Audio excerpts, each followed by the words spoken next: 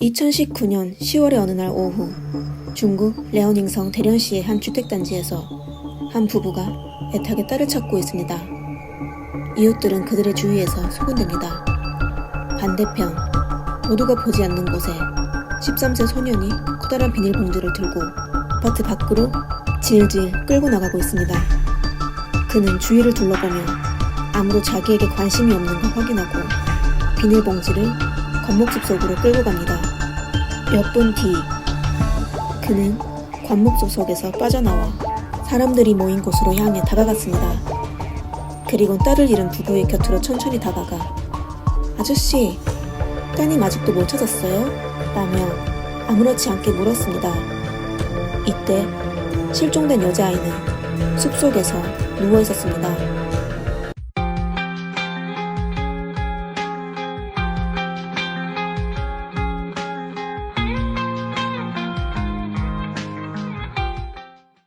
안녕하세요. 미스터리 수서곡입니다. 대련시 서원하원의 왕구장 하미령 부부는 아들 그리고 딸과 함께 행복하게 살고 있었습니다.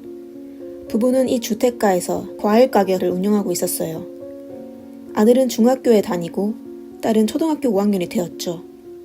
평범하고 행복한 한 가정이 한 명의 악마로 인해 무너질 줄은 아무도 예상하지 못했습니다. 2019년 10월 20일 평범한 일요일 오후, 치치가 집 근처에 있는 미술학원에 가는 날이었습니다. 엄마 하미령은 치치의 머리를 따아주고 빨간 재킷을 입혀줬습니다. 딸은 오빠와 같이 웃고 떠들며 집을 나섰습니다. 미술학원은 과일 가게에서 약 10에서 15분 정도 되는 거리에 있습니다. 치치의 집과도 멀지 않았어요. 평소 하미령은 때때로 딸을 픽업했는데 이게 손님이 많을 때는 치치가 혼자 과일 가게까지 걸어와 부모와 같이 집으로 가곤 했죠. 이날 하미령은 오랜만에 낮잠을 잤습니다. 픽업 시간 3시에 맞춰 알람을 설정해뒀지만 하필 핸드폰이 무음으로 설정되어 그녀가 깨어났을 때에는 이미 많이 늦었습니다.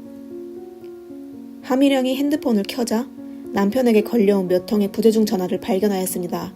갑자기 불안한 느낌이 들어 바로 남편에게 전화를 걸었어요. 전화 속에서 남편이 초조한 목소리로 딸의 행방이 묘연하다고 말했습니다. 하미령은 얼른 일어나 옷을 입은 후 남편을 찾아갔습니다. 처음에는 딸이 어디에 놀러간 줄 알았어요. 하지만 곰곰이 생각해보니 딸은 부모가 걱정될까봐 말없이 어디에 가서 밤늦게 다니는 아이가 아니었어요.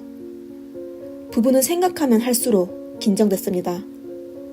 오후 3시 40분쯤 부부는 아파트 단지를 미친 듯 돌아다니며 딸을 찾기 시작하였습니다.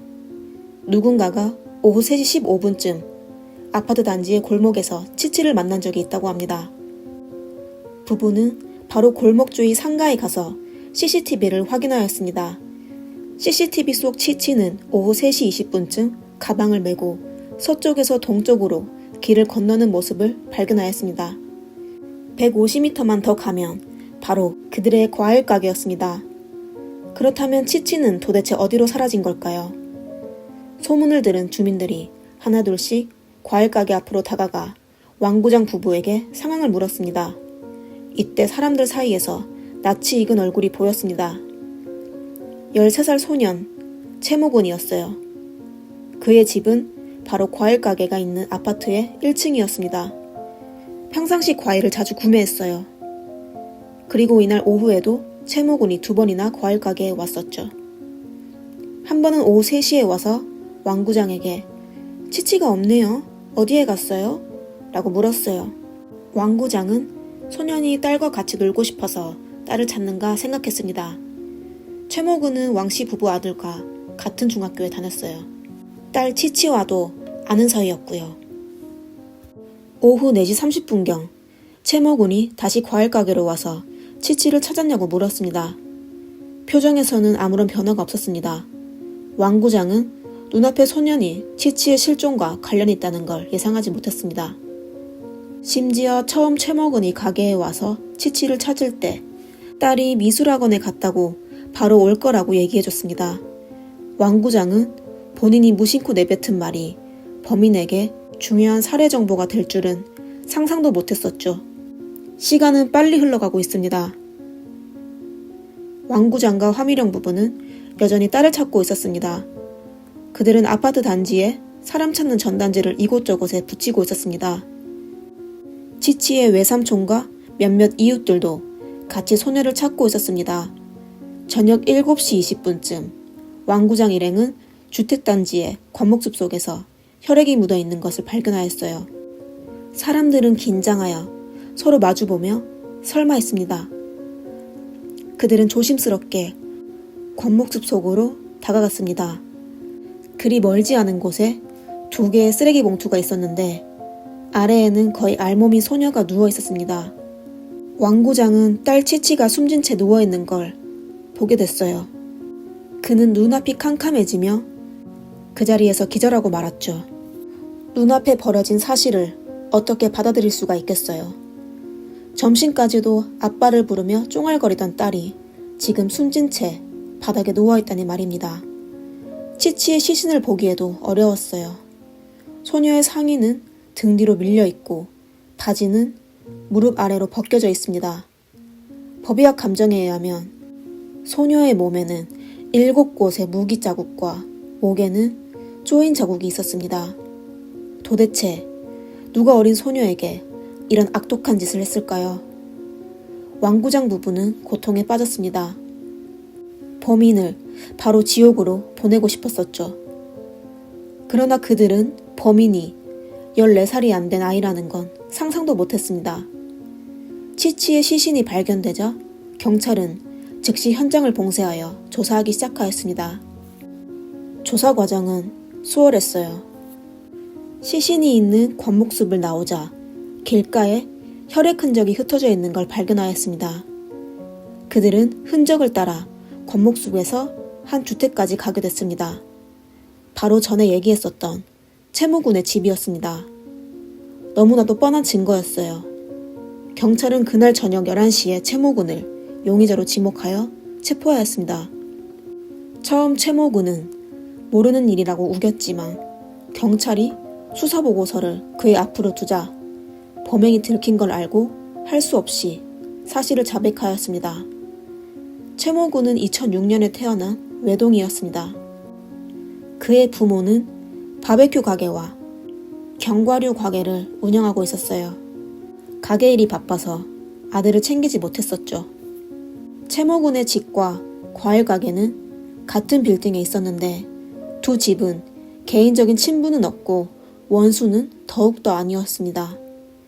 이웃의 말로 채모군은 평상시 게임을 즐겨하였어요. 그리고 학교 수업도 종종 빠지며 아파트 단지 이곳저곳을 돌아다녔다고 합니다. 그의 성적 또한 하위권이었죠.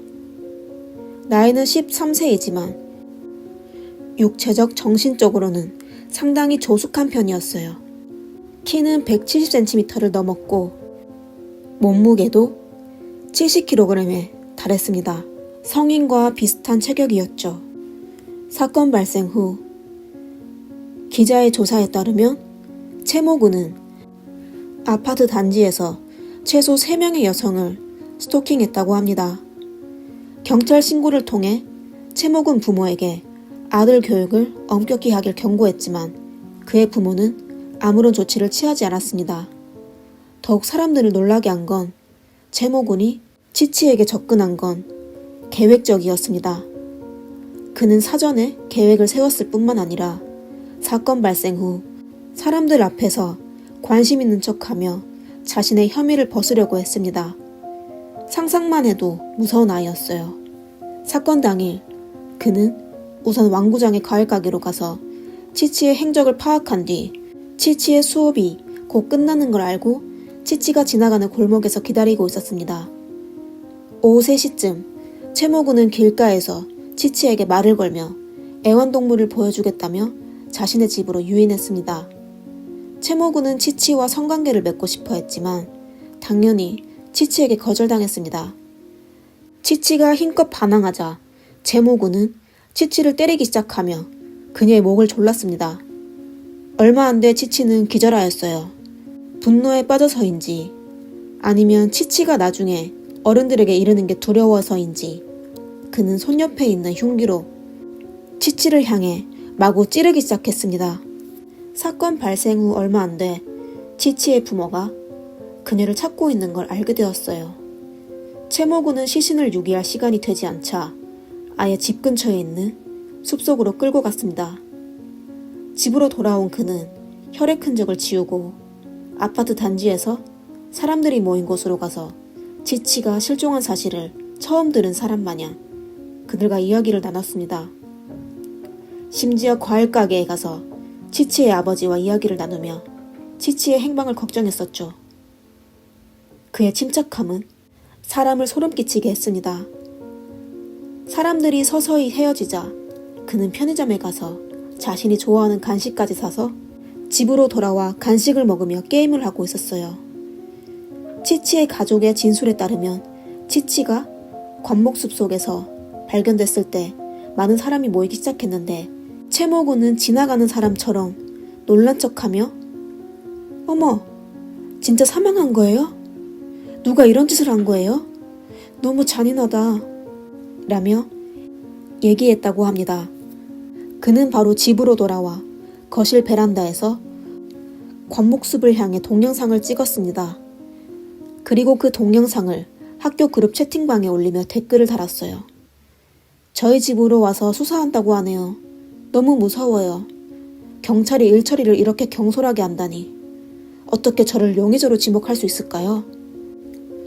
헐, 저는 겨우 만으로 13살 뿐인데 얼마나 뻔뻔한 언론일까요? 채모군은 의도적으로 범죄를 저질렀을 뿐만 아니라 자신의 나이가 중국 법률에 따르면 미성년자이고 만으로 14세 미만이어서 형사처벌을 받지 않을 것을 분명히 알고 있었습니다. 경찰이 자신이 진범이라는 걸 알게 돼도 본인은 감옥에 갈 필요가 없었습니다. 이런 악독한 생각을 지닌 아이는 성인들도 소름 돋게 했죠. 2019년 10월 24일 대련시 법원은 상급 기관의 허가를 받아 채모군을 랴오닝성 소년원으로 보내 3년간 수용 통제하였습니다. 채모군의 범행이 악독하고 수단이 잔인하여 치치의 가족 그리고 현지 시민들은 그에게 더욱 엄한 처벌을 요구하였습니다. 하지만 3년을 수용한다는 건 현행법의 틀에서 13세 미만의 아동에 대한 최고형이었습니다. 미성년자를 보호하기 위해 정한 법률이 미성년 가해자만 보호하는 꼴이었죠. 어처구니 없는 결과에 치치의 부모는 실망을 감출 수 없었습니다. 그리고 그들을 더욱 오싹하게 한 건 오랜 시간이 지났지만 채모군의 부모는 단 한 번도 얼굴을 비추며 사과하지 않았어요. 그 후 1년 동안 치치의 부모는 어리고 불쌍한 딸의 억울함을 풀어주기 위해 소송하기 시작하였습니다. 2020년 1월 3일 치치의 부모는 대련시 인민법원에 민사소송을 제기하였습니다.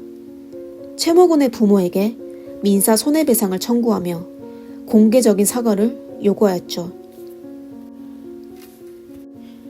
5월 9일 재판에서 채모군의 가족은 그 누구도 법정에 나오지 않았습니다. 8월 10일 법원에서 채모군의 부모에게 각종 손실을 합산하여 하나로 약 2억 3,500만 원의 배상을 선고하였습니다. 그리고 신문에 피고인 부모에 대해 공개적인 사과문을 요구하였습니다. 하지만 채모군의 부모는 재판의 판결은 이행하지 않았습니다. 2020년 9월 말에 법원에서 채모군의 부모가 판결을 이행하지 않으면 15일에 감금을 해야 한다고 통보하였습니다. 2020년 11월 6일 채모 씨의 부모는 드디어 대련일보에 사과문을 올렸습니다.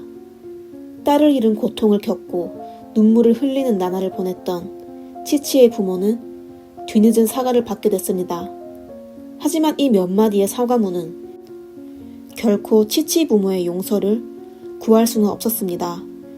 치치의 어머니는 채 씨 가족을 세심하게 주시하고 있었어요. 채 씨의 아버지는 SNS에 게시글을 올려왔는데요. 5월 1일 노동절에 해피 노동절이라고 적힌 글을 기재했습니다. 그리고 평상시에는 시골 생활과 농산물 관련 게시글을 기재하였습니다. 채 씨 가족의 태어남은 치치 부모를 더욱 비참하게 만들었습니다. 2020년 10월 2일 채 씨의 집이 공개 경매를 진행하게 됐어요. 하지만 연속 2번이나 아무도 경매에 참석하지 않았습니다. 유찰된 후 채 씨의 집은 매각 절차에 들어갔습니다. 이 사건은 한때 미성년 범죄자의 양형 문제에 대한 토론을 일으켰습니다. 2020년 12월 말에 치치의 부모는 마침내 좋은 소식을 듣게 됐어요. 전국인민대표대회 상무위원회에서 형법 개정안을 통과했습니다. 제17조에서는 만 12세 이상 14세 미만의 사람이 고의로 사람을 다치게 하고 고의적인 상해로 사람을 죽게 하고 또 잔인한 수단으로 사람이 크게 다치거나 심각한 장애를 입게 되면 최고인민검찰원의 심사 비준을 거쳐 형사처벌을 받을 수 있게 됐습니다. 2021년 7월까지 채 씨네 집은 여전히 배상을 이행하지 않았습니다. 그들의 집도 판매되지 않았죠. 그리고 곧 3년이 지나 소년원을 간 채모 군도 다시 사회로 풀려나올 예정입니다. 그의 미래는 어떻게 될까요? 그리고 지역 주민들은 어떻게 채모 군과 함께 생활할 수 있을까요? 아이의 천성, 성품, 습성이 다르다는 건 부인할 수 없습니다. 각자 가정의 분위기와 외부 환경의 영향도 천차만별이겠죠. 하지만 뭐라고 해도 부모가 책임을 회피해서는 안 되죠.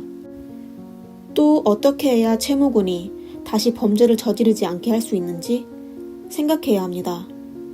그리고 이 사건을 통해 또 다른 미성년 범죄를 막을 수 있도록 고민해야 합니다.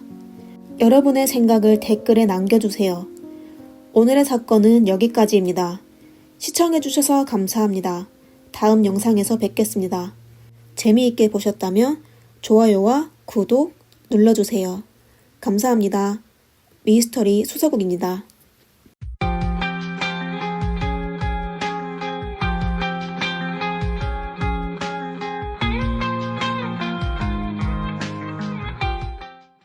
한 여자가 법정에 서서 사격 도구를 꺼내 범인의 등을 향해 8번 연속 사격했습니다.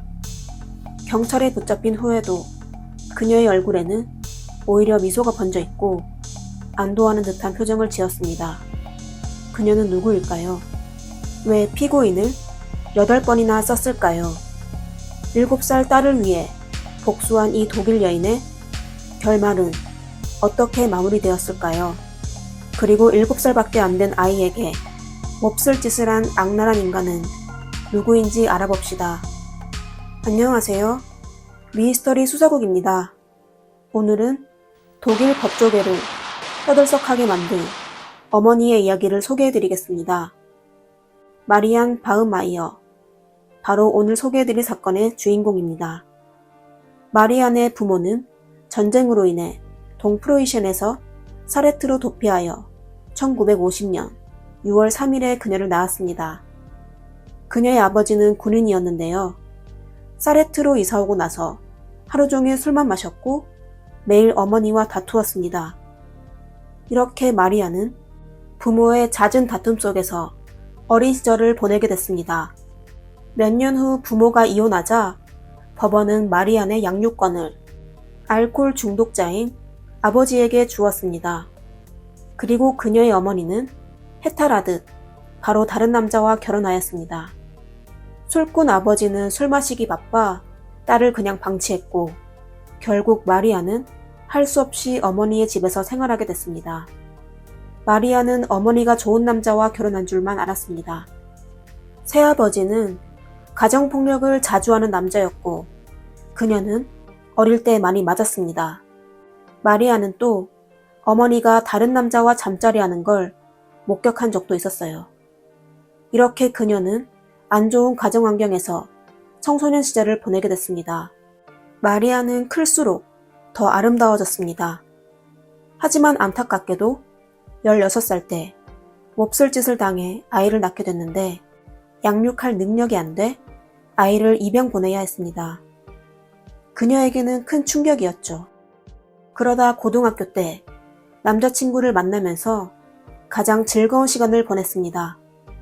마리아는 2년 만에 또다시 임신하게 되었습니다. 남자친구에게 어떻게 해야 할지 고민을 물었으나 결국 남자친구는 그녀를 피하기 시작했습니다. 앞날이 캄캄했던 마리아는 할 수 없이 둘째 아이도 입양을 보내게 되었습니다. 그럼 마리아의 엉망진창인 어린 시절 때문에 이토록 혼란스러운 인생을 살게 된 걸까요? 두 번째 아이를 가졌을 때 발생한 일로 인해 마리아는 철저히 남자에 대한 원한을 가지게 되었습니다. 그녀가 아이를 낳기 바로 직전 한 남자에게 몹쓸 짓을 당하고 말았는데요. 이 사건은 마리안에게 큰 충격을 주었고 그 후로부터 그녀의 머릿속에서 남자는 오직 돼지라는 호칭뿐이었습니다. 감정이 격해질 때는 남성에게 폭력적인 행동을 하기도 했습니다. 둘째 아이를 입양 보낸 후 마리아는 빼어난 외모와 뛰어난 사교 능력으로 술집 티파소를 운영하는 데 성공하였습니다. 그러다 그녀는 셋째 아이를 갖게 됐는데요.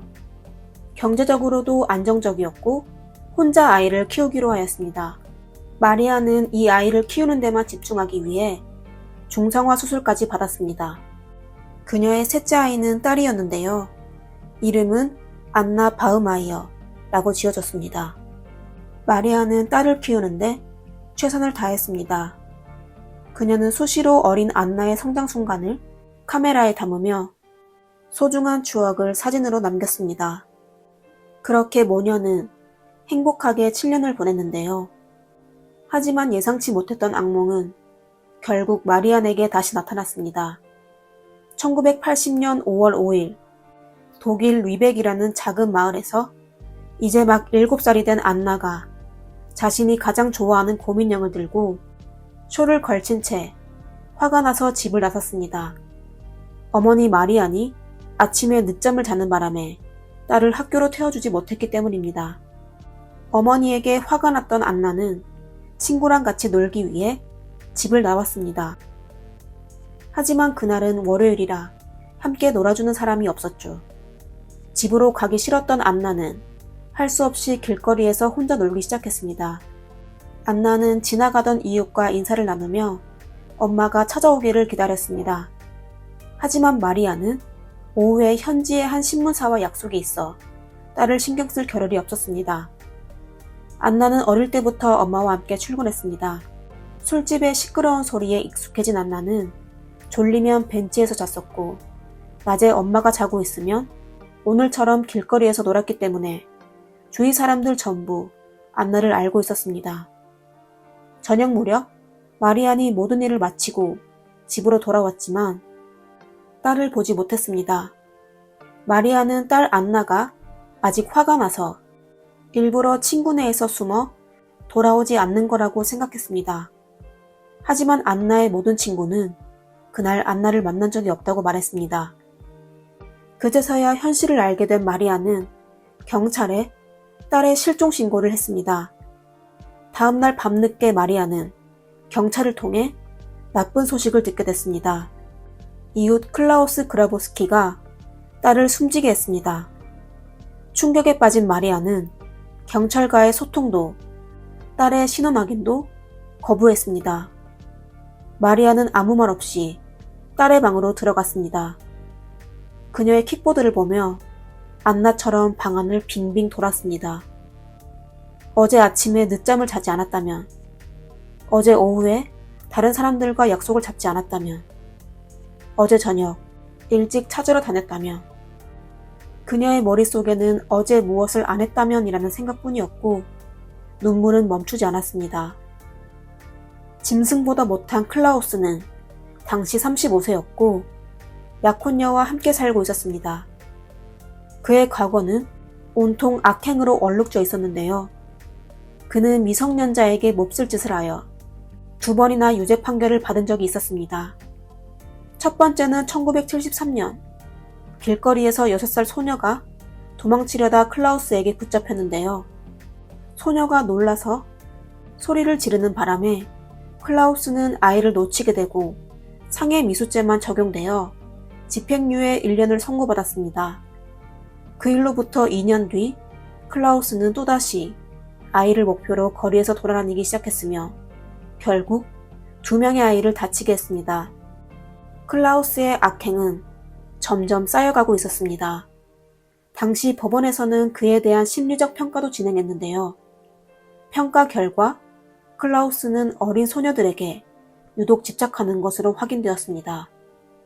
극도로 위험한 인물이었던 그는 1976년 정신병원에 강제로 입원되어 치료를 받게 됐습니다. 정신병원에서 2년을 보낸 후 클라우스는 유일한 기회인 화학적 거세를 통해 자유를 얻었습니다. 이 방법은 성충동을 억제시키고 클라우스를 무사히 풀려나게 할 수 있었는데요. 사실 화학적 거세는 심리적 치료가 뒷받침하지 않으면 소용이 없었습니다. 바로 클라우스가 그런 케이스입니다. 가장 황당한 것은 1980년 초에 클라우스는 가정을 꾸리고 싶다는 이유로 화학적 거세 해제 신청을 했고 법원에서는 그의 신청을 수락했습니다. 1980년 4월 25일 주치의의 치료로 클라우스의 호르몬 수치는 정상으로 돌아왔습니다. 이건 그의 위험성이 회복되었음을 의미하는데요. 예상대로 클라우스는 열흘 뒤 거리에서 놀고 있는 안나를 만나게 됐습니다. 당시 클라우스의 약혼녀는 집에 없었는데요.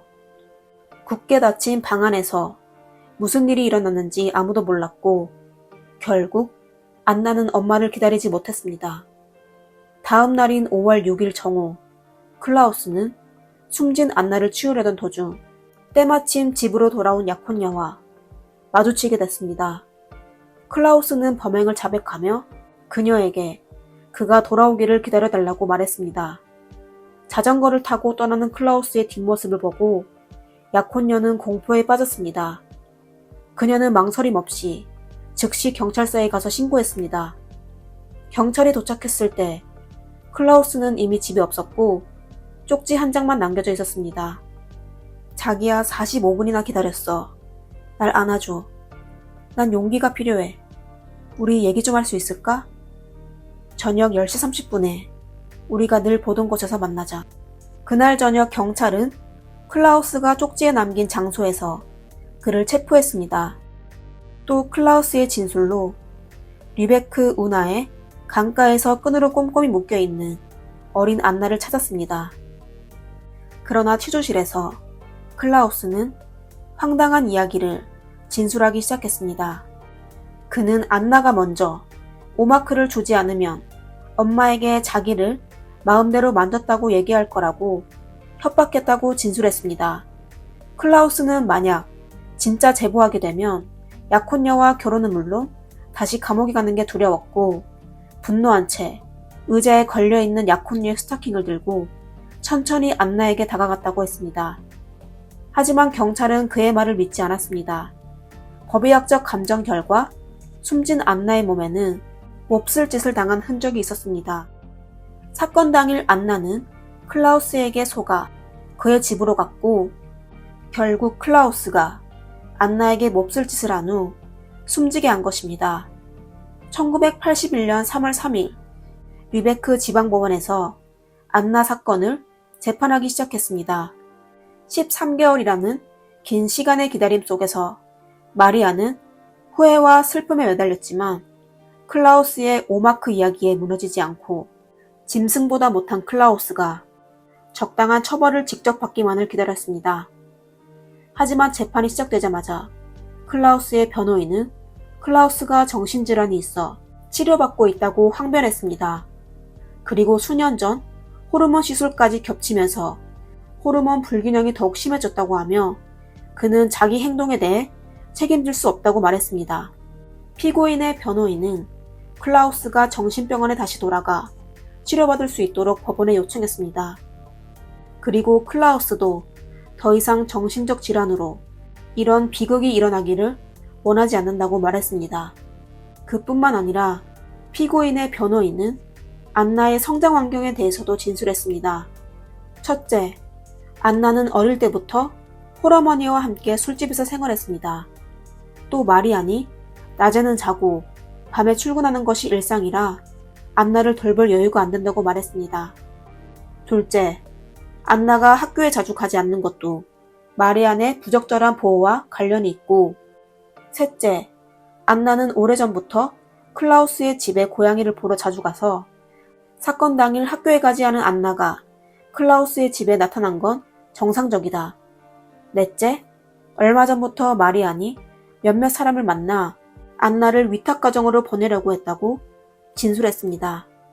이런 어처구니 없는 변명을 듣자 마리안은 클라우스를 향해 이 돼지 같은 놈, 또 무슨 말을 하려고 하는 거야? 라고 외쳤습니다. 클라우스는 계속 일관된 주장을 하며 7살 난 안나에게 모든 책임을 돌렸습니다. 그는 안나와 아무 일도 없었다며 그냥 안나를 몇 시간 동안 안고 있었다고 말했습니다. 그리고 안나가 먼저 협박하여 실수로 숨지게 했다고 진술했습니다. 하지만 법정에서 경찰은 이의 제기를 했고, 안나가 발견됐을 당시 현장을 자세히 설명하며 클라우스가 오랫동안 계획한 게 틀림없다고 말했습니다. 그리고 검사도 증거물에 따라 클라우스의 오마크 이야기를 거짓 이야기라고 말했습니다. 마리아는 분노하며 법정을 떠났습니다. 재판 다음 날 주치의도 증인으로 법정에서 진술하게 됐습니다. 주치의는 클라우스 본인이 화학적 거세를 한 것은 노출광 때문이라고 주장하며 너무 과도한 처벌이라고 생각해 클라우스를 치료했다고 했습니다. 그가 악마를 구했을 거라고는 상상도 못했다고 진술했습니다.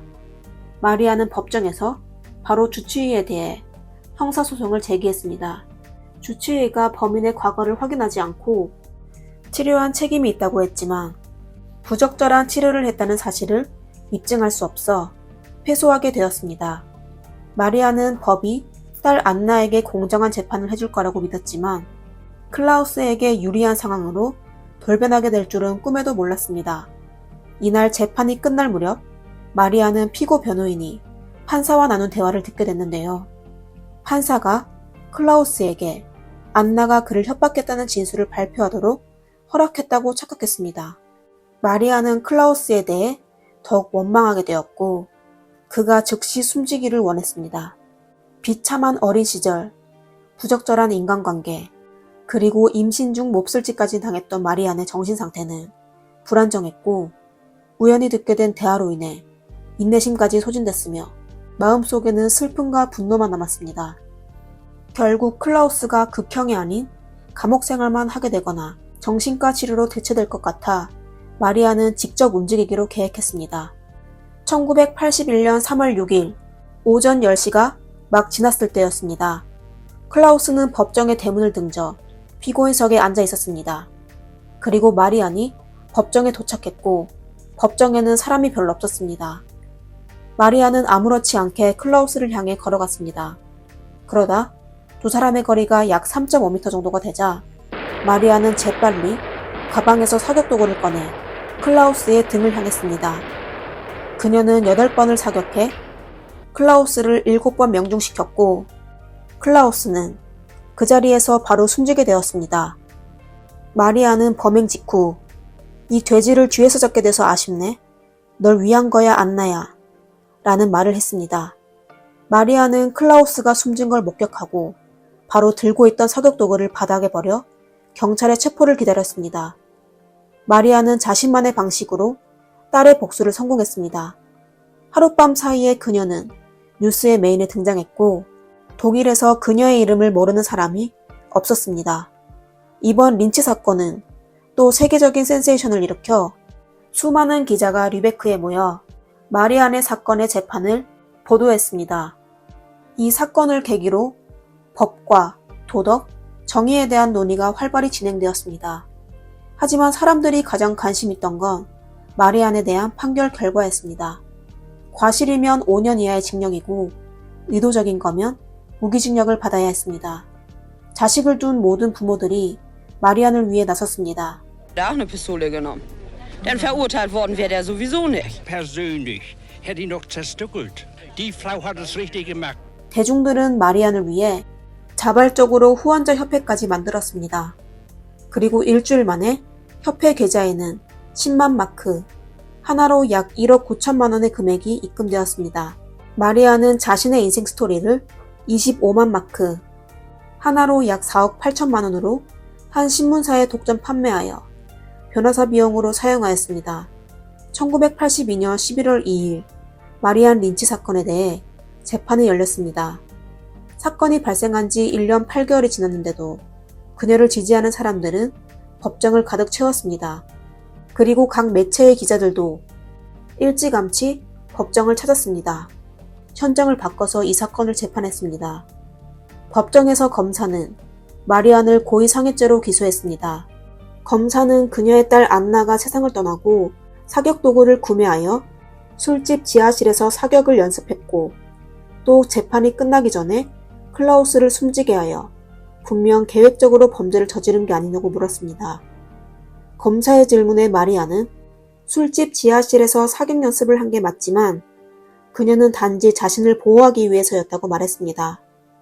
그리고 마리안이 법정에서 클라우스를 향해 사격한 건 더 이상 그의 무책임한 헛소리를 듣기 싫어서였다고 말했습니다. 클라우스의 어처구니 없는 발언은 그녀를 미치게 했고 본인을 통제할 수 없게 하여 사격 도구를 사용했다며 절대 계획하지 않았으며 마치 꿈만 같았다고 말했습니다. 하지만 검사 측은 마리안의 진술을 믿지 않았고 여전히 마리안에 대해 고의 상해 혐의를 주장했습니다. 검사 측은 마리안을 동정했고 사형만은 꼭 막아야 했습니다. 그들이 마리안의 린치 행위를 인정하는 순간 법은 모든 사람의 손아귀에 있을 거니까요. 상상만 해도 너무 무서웠죠.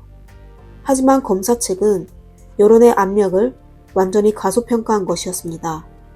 마리안은 거의 전 국민의 지지와 동정을 받았습니다.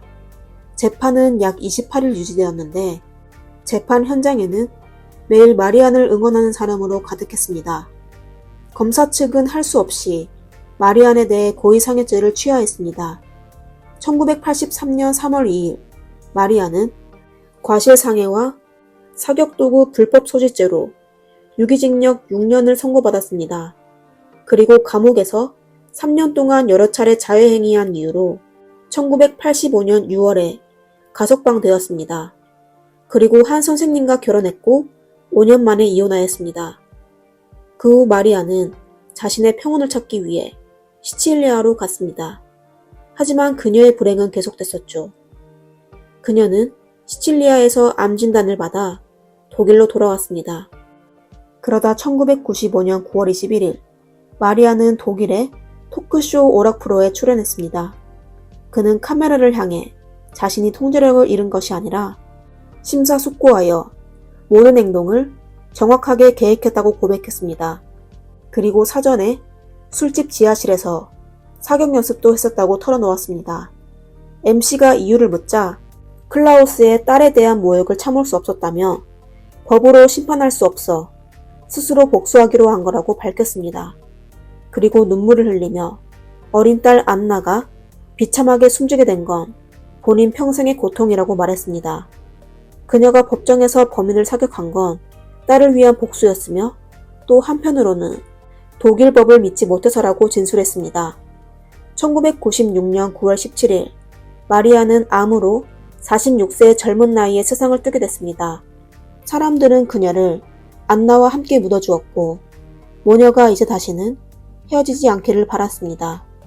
이 사건은 오늘날에도 여전히 논란되고 있지만 가장 큰 논란은 법원에서 왜 클라우스의 치료재개 신청을 수락했냐는 것입니다.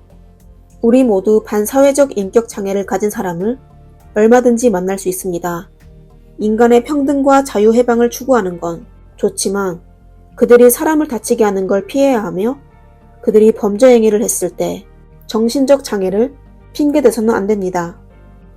미래에는 공정한 사법이 정의를 지키는 강력한 수호자가 되리라 믿습니다. 하지만 간혹 때늦은 정의는 피해자들을 위로하지 못합니다. 하루빨리 정의로운 현실이 찾아왔으면 합니다. 도덕이나 법률보다 더 큰 구속력은 인간의 본성에서 나오는 선의에 비치겠죠. 여러분은 마리안의 복수에 대해 어떻게 생각하시나요? 댓글로 남겨주세요. 다음 영상에서 뵙겠습니다. 감사합니다. 미스터리 수사국입니다. CCTV 속 한 여성이 커다란 쓰레기 봉투를 들고 지나가는데 복도에 길고 붉은 흔적을 남겼습니다. 이 여성은 9번이나 오가며 쓰레기를 버렸는데 과연 봉투에는 무엇이 들어있었을까요? 환경미화원이 봉투를 열어보니 수많은 조각이 들어있었습니다.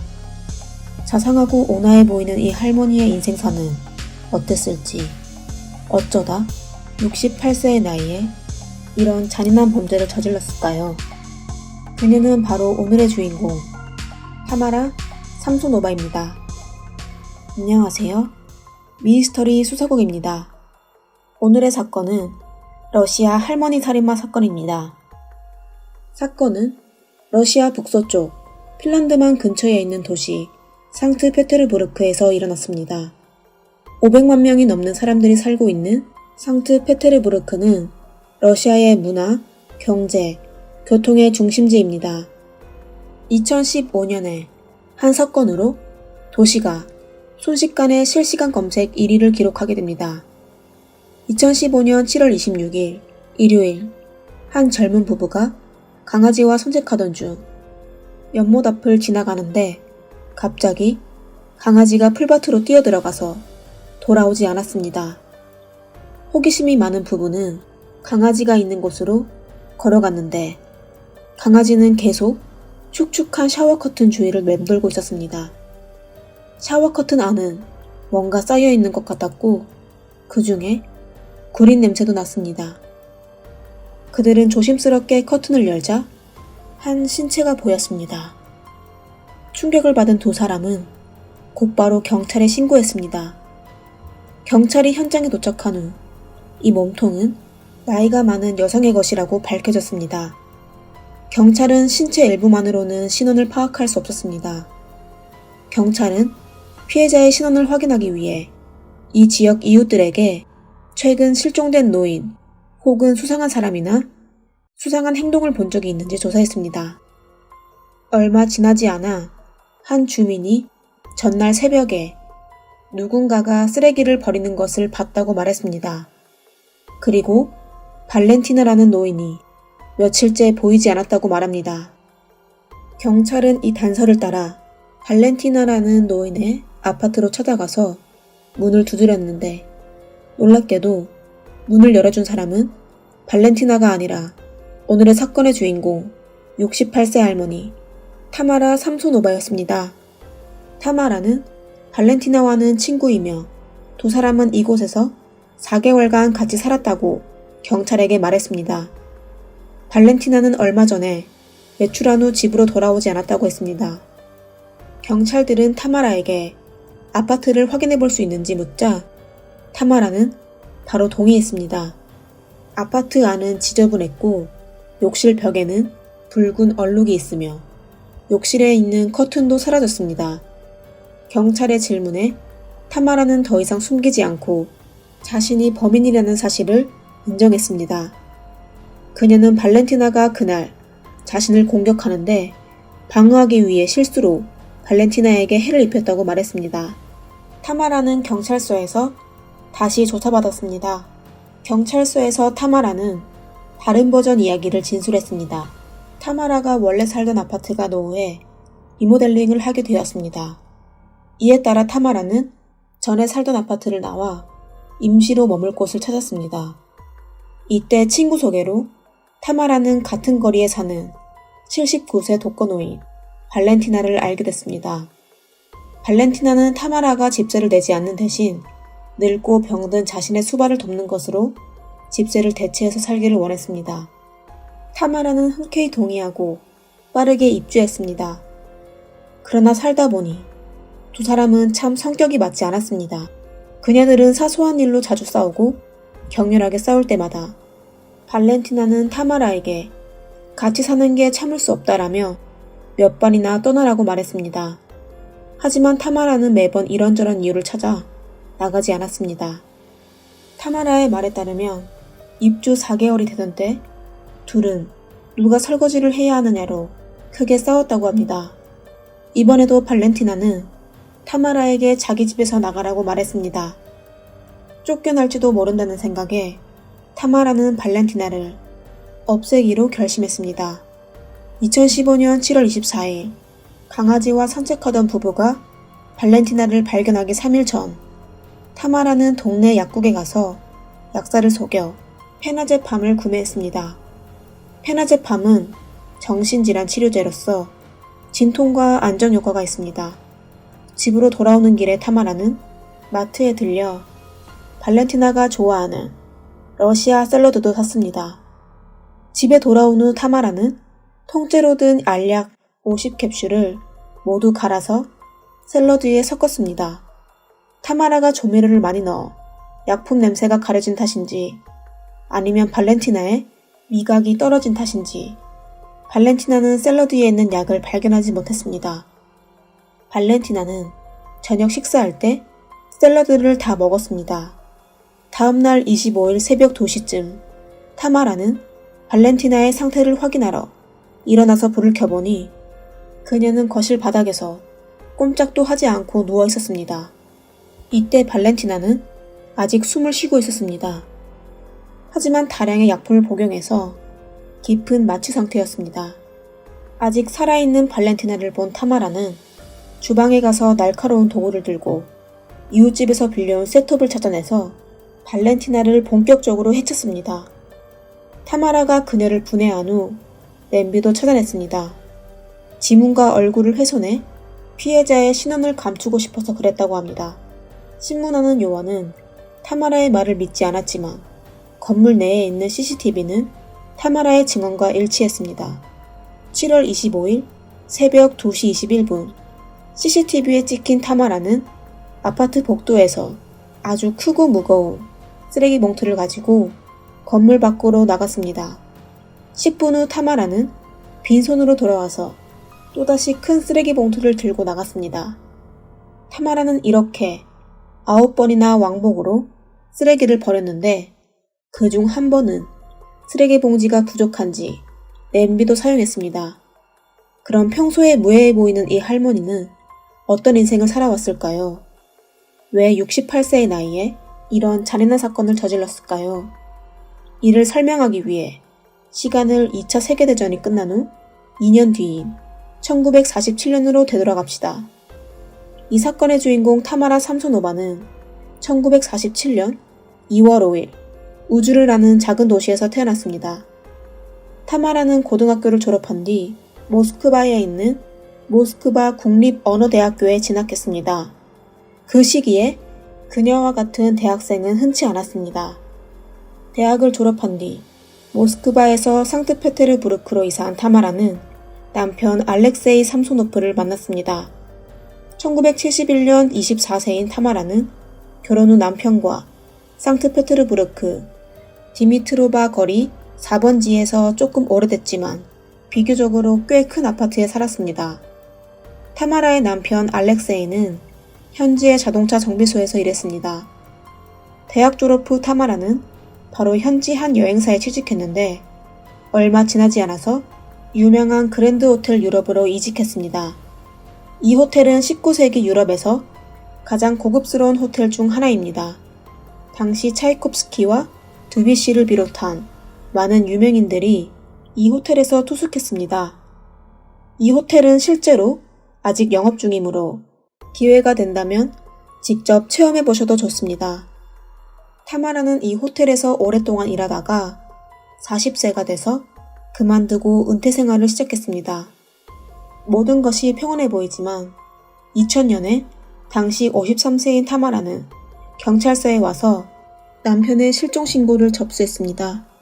타마라는 남편 알렉세이와 다툼이 잦았다고 말하며 아마도 다른 여자와 바람이 나 도망갔을 수도 있다고 말했습니다.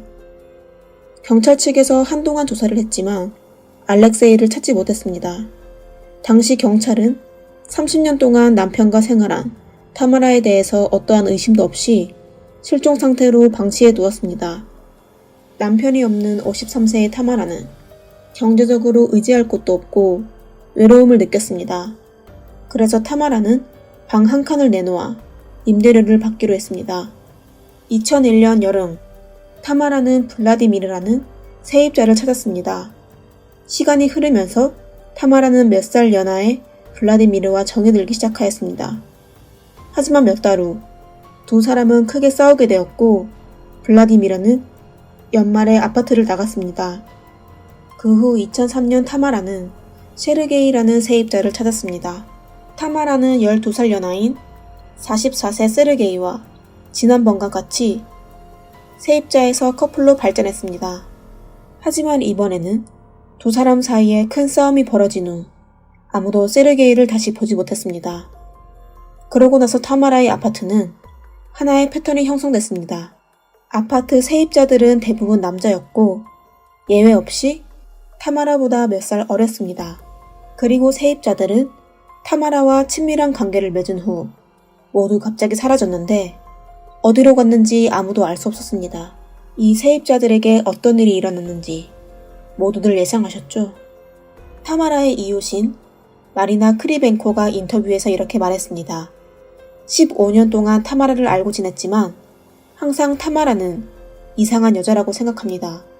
예를 들어 타마라는 겨울에도 가운을 입고 맨발로 외출하는 경우가 많았습니다. 또 다른 예로 타마라는 사람들에게 낮에는 위험하고 누군가 항상 집에 침입하려고 하므로 밤이 가장 안전하다고 말했다고 합니다. 그래서 타마라는 낮에는 외출하지 않고 밤에 외출하는 습관이 생겨 한밤중에 혼자 야식을 먹고 혼자 밖에 나가 산책을 했다고 합니다. 마리나가 가장 무서워했던 것은 타마라가 살인 당시 마리나에게 빌린 쇠톱입니다. 마리나가 평생 다시는 그 쇠톱을 되찾지 않을 것 같습니다. 타마라는 집주인 도로시아와 비슷했습니다. 도로시아는 돈뿐만 아니라 목숨까지 요구했지만 타마라는 돈과 생명에 더해 어른의 욕망도 원하는 것입니다. 타마라의 미친 행동은 2015년 발렌티나 사건에 휘말릴 때까지 10년 넘게 계속되었습니다. 발렌티나가 연못에서 발견된 지 이틀 후인 2015년 7월 29일 타마라는 법정으로 끌려갔습니다. 타마라는 쏟아지는 취재진의 사진 촬영과 질문에도 자신이 저지른 죄에 대한 후회가 없었을 뿐만 아니라 오히려 흥분한 모습이었습니다. 그는 마치 범인이 아닌 스타가 인터뷰하는 것처럼 미소를 지으며 기자들에게 끊임없이 키스를 날렸습니다. 타마라는 기자들에게 이렇게 말했습니다. 너희들이 올 줄 알았어. 너무 부끄럽다. 이제 도시 사람들이 나를 알겠네. 청문회에서 타마라는 더욱 충격적인 소식을 전했습니다. 타마라는 발렌티나에게 해를 끼친 사실을 인정했을 뿐만 아니라 지난 20년 동안 저지른 수십 건의 범죄를 자백했습니다. 발렌티나 사건은 그녀의 마지막 범죄일 뿐입니다. 타마라는 법정에서 오늘 재판을 10년 넘게 준비해왔고 일부러 이런 범죄를 저질렀다. 나는 더 이상 살 길이 없다. 이 마지막 사건으로 내 범죄 인생도 결말을 맞았다. 라고 말했습니다. 청문회가 끝난 뒤 경찰은 타마라를 발렌티나 아파트로 데려왔습니다. 그곳에서 타마라는 경찰이 제공한 플라스틱 인간으로 자신이 어떻게 이웃집에서 쇠톱을 빌려왔는지, 어떻게 발렌티나에게 약을 먹인 뒤 상처를 입혔는지, 어떻게 조각으로 잘라 다른 곳에 버렸는지를 설명했습니다. 경찰은 타마라가 제공한 단서에 따라 발렌티나 일부를 찾았는데 이상하게도 발렌티나의 펜은 사라졌습니다. 발렌티나의 아파트는 매우 지저분했습니다. 경찰은 거실 테이블에서 점성술과 흑마법에 관한 여러 권의 책을 발견했습니다. 그중 흑마법 책들에는 무엇을 보충하려면 무엇을 먹어야 하는 끔찍한 미신이 많이 있었습니다. 호흡기 질환이 있는 타마라는 책에 나온 설명을 바탕으로 피해자의 폐에 관심을 많이 가졌을 겁니다. 흑마법 책들 옆에 한 노트도 있었습니다. 노트를 열어보니 영어, 러시아어, 독일어로 쓴 일기가 있었습니다. 때로는 단순한 줄거리, 때로는 신화 가사처럼, 때로는 몇 개의 간단한 단어로 작성되었습니다. 일기에는 당시 타마라의 감정뿐만 아니라 그녀가 계획적으로 저지른 10여 건의 사건도 상세히 기록되어 있었습니다. 첫 번째 사건은 2003년입니다. 일기에 이렇게 썼습니다. 2003년 9월 6일 나는 세입자 블로디아를 욕실에서 그를 다치게 한 후 쓰레기 봉투에 담아 프레젠스키 구역 근처에 버렸다. 클로디아의 성은 일기에 기록되어 있지 않지만 타마라는 그의 문신을 자세히 설명했습니다. 2003년 파일을 검토한 경찰은 타마라의 일기장에 묘사된 문신과 거의 일치하는 남성을 발견했습니다. 경찰이 타마라가 범인이라고 확신하는 이유는 남성을 발견한 주머니에 책에서 찢어진 페이지가 있었고 발렌티나의 집에서 발견된 흑마법 책에서 찢어진 것으로 확인되었습니다. 이 사건이 사회적으로 큰 영향을 일으키자 러시아는 특수조직인 연방위원회 특수요원까지 파견해 현지 경찰의 수사를 도왔습니다. 희생자들에게서 발견한 한 가지 공통된 특징은 희생자들이 모두 분해되었고 몸을 찾을 수 있는 모든 희생자의 폐가 사라졌다는 것입니다. 타마라의 이웃과 친구들을 조사한 결과 나탈리라는 이웃은 타마라가 자신과 대화를 할 때 범죄자인 안드레이 치카틸로라는 남자를 여러 번 언급했다고 말했습니다. 로스토프 백정이라는 별명을 가진 안드레이 치카틸로는 12년 동안 53명의 피해자에게 계획적으로 해를 끼쳤습니다. 타마라는 대화 중에 로스토프 백정은 자신의 우상이라고 흥분하며 말했습니다. 소수 취향의 결과로 그녀는 다른 사람을 분해하는 방식과 수법이 치카딜로와 거의 비슷했습니다. 타마라의 진료 기록을 조사한 결과 타마라는 정신질환 진단을 여러 차례 받았고 강제 입원 치료를 받은 것만 3차례였습니다. 타마라는 본인이 13건의 범죄를 저질렀다고 자백했지만 경찰은 오랜 수사와 증거를 확보한 끝에 11건의 범죄를 확인했습니다. 피해자 대부분은 타마라 아파트의 세입자였지만 경찰은 신원이 확인된 11건의 부상 외에도 타마라가 10건의 다른 범죄를 저질렀다고 의심했습니다. 남편 알렉세이를 비롯해 알렉세이의 엄마, 즉 시어머니, 심지어 타마라 자신의 엄마도 포함되어 있습니다. 타마라와 가장 친한 사람들도 그녀의 세입자처럼 갑자기 어느 날 사라졌습니다. 타마라의 절친인 안나 카탈리나는 어느 날 타마라가 시어머니에게 상처를 주었다고 말했다고 했습니다. 안나가 자수를 권유하자 타마라는 사나운 표정을 지으며 널 토막내서 개에게 먹일 테니 나를 화나게 하지 마라 라고 위협했다고 합니다. 검찰은 타마라의 형량 결정을 앞두고 정신평가를 실시한 결과 심각한 정신장애와 반사회적 인격장애를 앓고 있는 것으로 나타났습니다. 그녀의 청문회에서 판사가 타마라에게 물었습니다. 당신에게 어떤 형을 선고해야 할 것 같습니까? 라고 묻자 그녀는 웃으며 당신이 결정하세요 판사님. 저는 유죄이고 벌을 받아야 마땅합니다. 라고 말했습니다. 결국 판사는 타마라가 심각한 정신적 문제를 안고 있다고 판단해 2015년 12월 강제로 정신병원에 무기한 입원하라고 판결했습니다. 판결을 들은 타마라는 법정에서 판결에 만족한다며 박수를 쳤습니다. 하지만 81세의 타마라는 법적 재판을 받기도 전에 코로나19에 감염돼 병원에서 숨졌습니다. 최종 선고를 받기도 전에 코로나19로 생을 마감한 타마라. 그토록 잔인하고 악랄한 악마에겐 너무 가벼운 벌이 아닐까요?